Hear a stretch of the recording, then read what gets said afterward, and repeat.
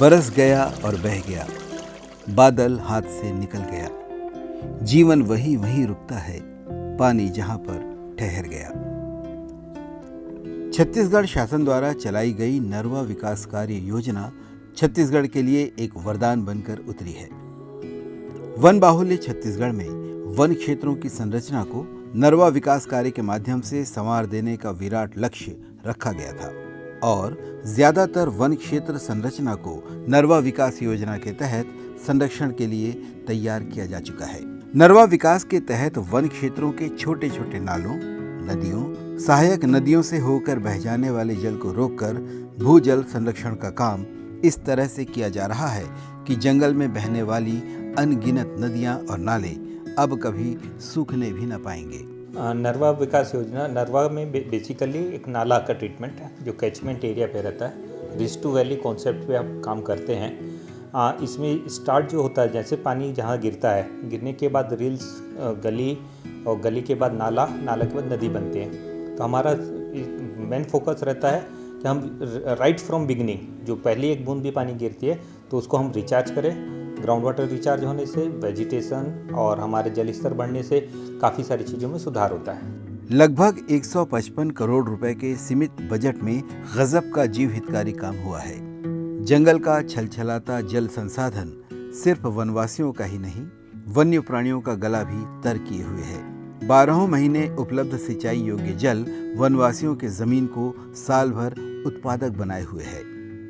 ये जो है हम लोगों का इसमें बेसिक जो हमारा कॉन्सेप्ट होता है कि वाटर का रिटेंशन टाइम बढ़ाना, ताकि जो है पर्कोलेशन जो है ग्राउंड वाटर, मतलब पर्कोलेशन बढ़े तो ग्राउंड वाटर जो है हमारा रिचार्ज हो सके। तो इसके लिए हम लोगों ने इस नरवा वाले प्रोग्राम में 1110 लूज बोल्डर चेक डैम बनाए हुए हैं। इसके कारण यहाँ पे पानी रुका है और पानी जो है इसकी जो नरवा जो होते थे 2000 जो जनवरी में ख़त्म हो जाते थे, उनका जो वो है आगे 2 महीना और एक्स्ट्रा बढ़ जाता है।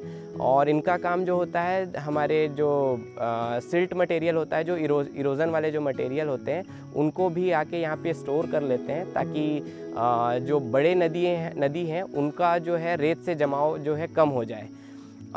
इसके साथ साथ जो है ये बारहमापा अभयारण्य है, वन्य प्राणी के लिए ये पूरे छत्तीसगढ़ में जाना जाता है। तो इससे हमारा 2 काम हो जा रहा है कि वन्य प्राणियों को भी यहाँ पर विचरण करने के लिए और पानी पीने के लिए उनको कभी भी कमी नहीं होगी और उनकी संख्या जो है दिनों दिन बढ़ते जा रही है। पर्वत से होकर नदी नालों का साथ पाकर यूं ही बह जाने वाले बरसाती पानी को रोकने के लिए शासन ने कैंपा मद की सहायता से जगह और आवश्यकता के आधार पर boulder check dam, brushwood check dam, contour trench, percolation tank, earthen dam, check dam, anicut, stop dam, gabion जैसी संरचनाओं का निर्माण कर जंगल की तस्वीर और आश्रित जीवों की तकदीर दोनों ही बदल दी है।